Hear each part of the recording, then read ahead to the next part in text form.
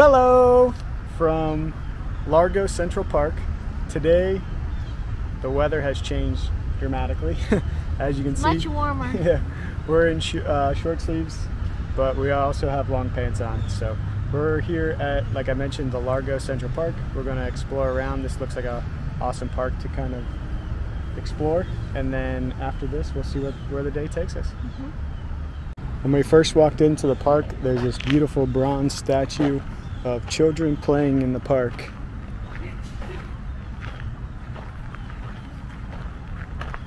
And there's a spot for you to join to play.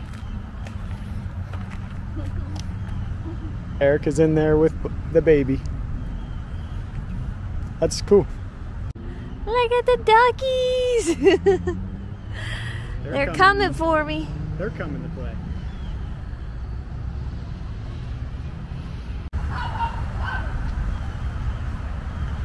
Oh look, they got a train track. There's even a miniature train tracks here. We'll have to see where this goes. See if we can find where it goes. But as you can see, it goes all the way around the park. They have a military court of honor. And then a beautiful fountain. Look, there's kids playing with an American flag. That's cool. Yeah. And another statue.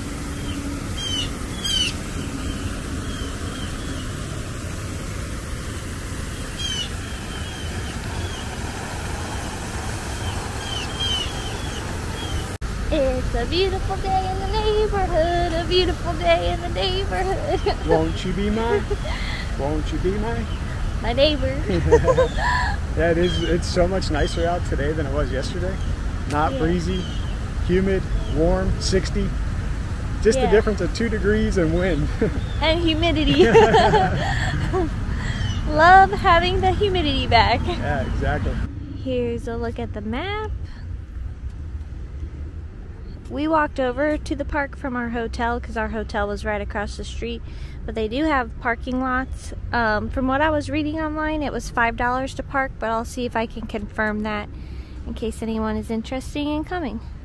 Or check out largoparks.com, and park hours are 6 a.m. to 10 p.m. as I use my umbrella as my pointer because there's optimistic clouds in the air.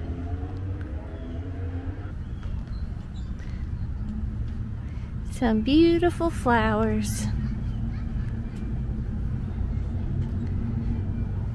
Is it just me, or does this tree over here look like the Whomping Willow from Harry Potter? I think you've just watched a lot of Harry Potter. Harry Potter Since we've watched the marathon in the hotel room. Anytime we're in there, we have the marathon playing. Who did hopscotch as a kid? Do right foot or left foot? I do right foot. Home. Yeah. We've come across our first parking lot, and it looks like you can just pull in. It doesn't look like they're collecting money or anything, and I don't think the cars have like a park pass either. So you should be able to park for free. It's so quiet here today. Beautiful. So behind us, we just passed like a little fitness area. And playground. And playground. I didn't want to record because there was a lot of kids there. But yeah, the playground looked cool. It had that spinny thing that you could sit on when you were a kid, and then your parent would run as fast as they can around it. I loved those. Not the Fisher-Price sit and spin. Yeah, like the good metal park ones where you like would just spin and get off and be like, wah! Yeah. I loved those as a kid. We found more train tracks. I looked it up online because we've walked by the train station, but there's no train out. So it looks like they start running a little train in February, and it's like rideable, and it just takes you all around the park, which is really cool too. Take a look at this palm tree. If that's not cool, I don't know what is. That's worth the price of admission into this park, even though it's free. Look at that. It grew sideways, grew on a rock, and then ended up going up this way. So lush and green. There's even a train tunnel. Train tunnel. Train tunnel. Closed today. Some of the coolest things about the trees in Florida is like they grow, then they grow down onto the ground, and then they grow back up. See if I walk over here if there's a better view of it. But yeah.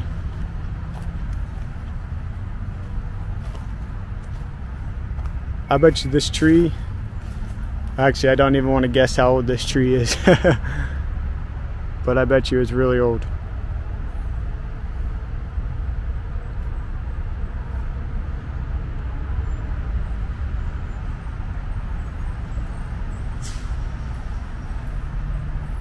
For lunch, we went to the same famous Greek spot that we went to the first day of our trip. Jack stuck with the gyro and I got the Greek bowl. Pulled off to check off the beautiful view. Yeah, we pulled off on State Route 60 and look over top of the bay. Tampa Bay to our left, Clearwater to our right. Clearwater, I guess St. Pete to our right. Yeah, this is like awesome. Sorry, the traffic's flying by behind us. It's a little foggy out there if you can't see very well, but it's really pretty today. And the water is much calmer today than a couple days ago when we were coming by.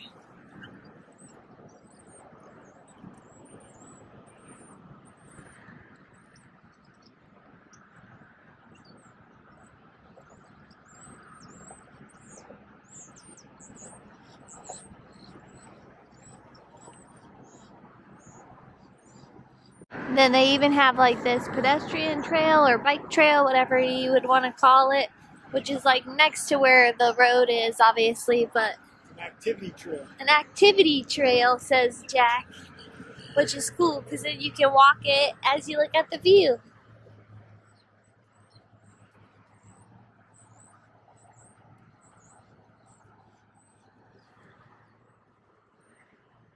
So much nicer today and so much warmer.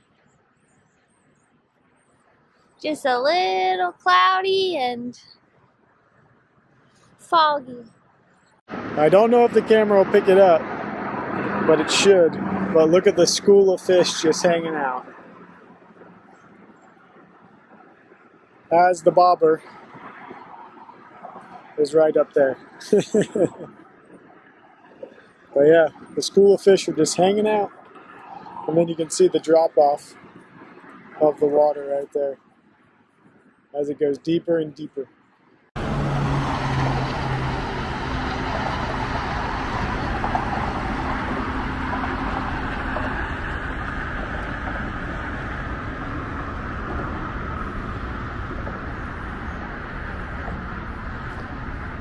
There she is looking over.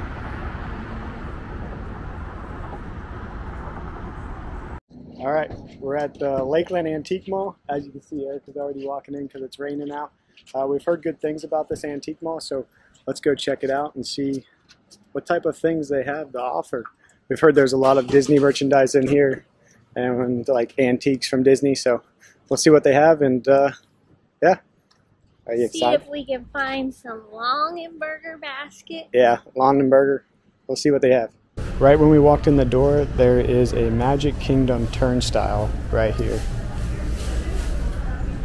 I don't know if it was for the main entrance or for some ride, because I know like when you go to ride the People Mover, they make you go through one of these, so I don't know if it's for one of those, but this is cool. It's like a light blue color. Leave down in the comment section below if you know what this potentially could have been from. Looks like it counted all the way up to $97,532. Eric and I like coming to antique malls because we actually collect Longenberger pottery and also Longenberger baskets. It's something where like we just always liked that kind of stuff. My mom and my aunt always had Longenberger, so it's something that we want to do. They no longer make it, or they do make it, but it's not the same quality that my mom grew up with, so there's a specific style of Whataburger that we always look for.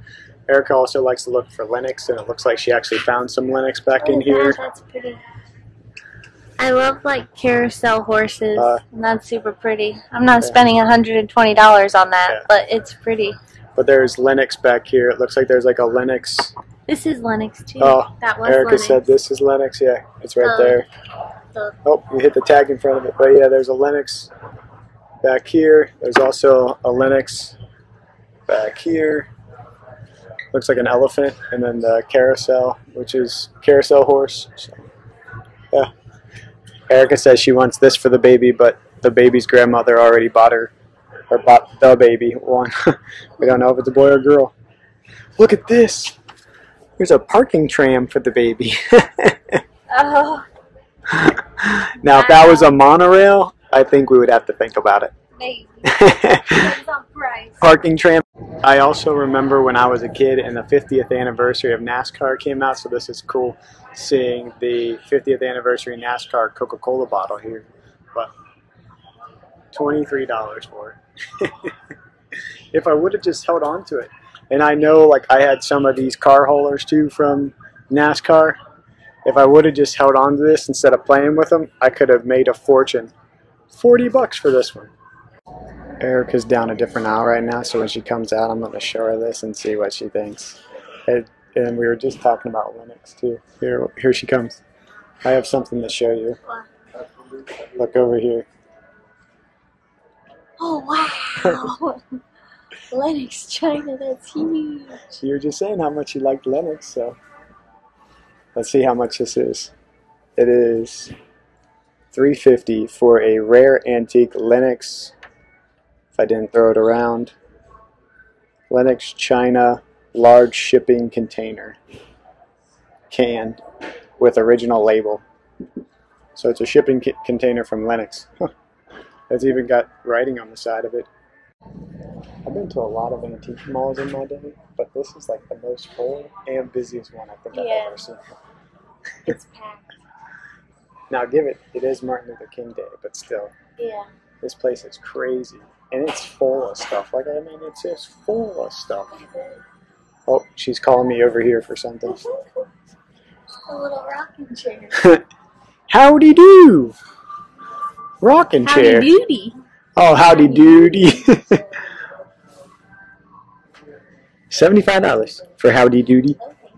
We finally found our first Lawnenberger baskets, so I wanted to show you what they kind of look like.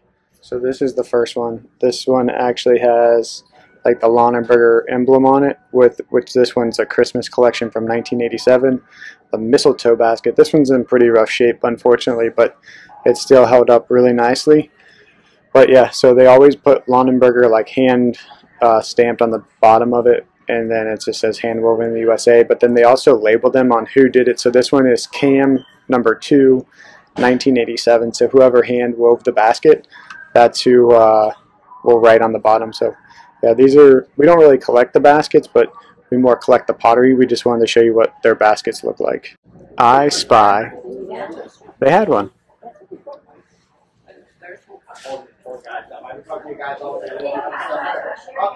How much would you buy I Spy for? $2. Longo, that would be $9. That's a tough pass right there. This is childhood Erica. I loved Tweety Bird, and I loved donuts. I would have killed for this as a kid. It's just a magnet, but this has me written all over it when I was a kid. I will say you have to be in the mindset if you're going to go to an antique mall, because it's like sensory overload and it's very overwhelming. And I don't usually make it very long in here in places like this because it's just like too much to look at and take in. And then I'm like exhausted, so I don't know how much longer we'll make it, but it's fun to pop in if you are in the mood, just to see everything. But we heard some good things about it, and we were driving by, so we were like, oh, let's go check it out. But it's a lot. There is stuff everywhere. I mean, just everywhere. Every nook and cranny, I see something different. Change of venue. Some time has passed.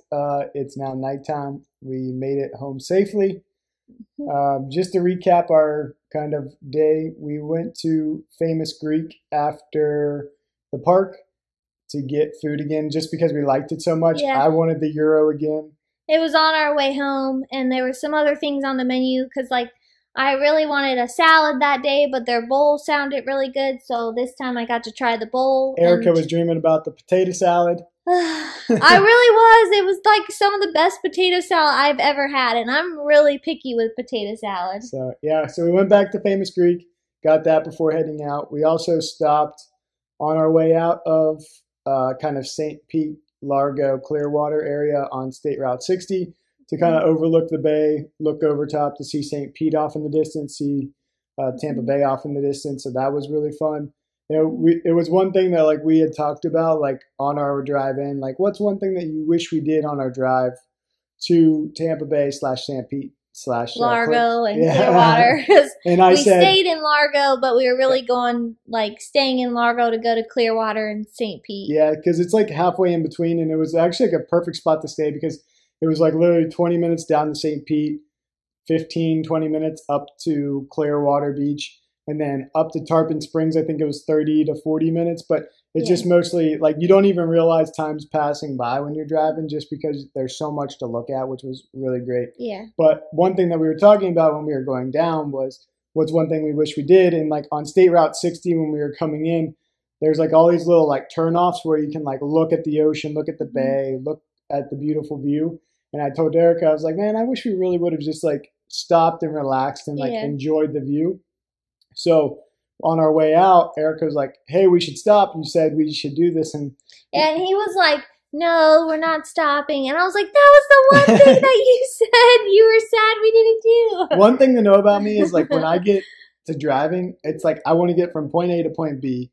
Like I'm just like dead set. It's just the way it's probably because I accidentally always fall asleep. Yeah. But I'm one of those people, I like to just get to point A to point B. And like if I have to stop to use the bathroom or to get gas, I'm like, okay, if I have to use the restroom, I'm just going to a rest stop because I'm right off, right back on.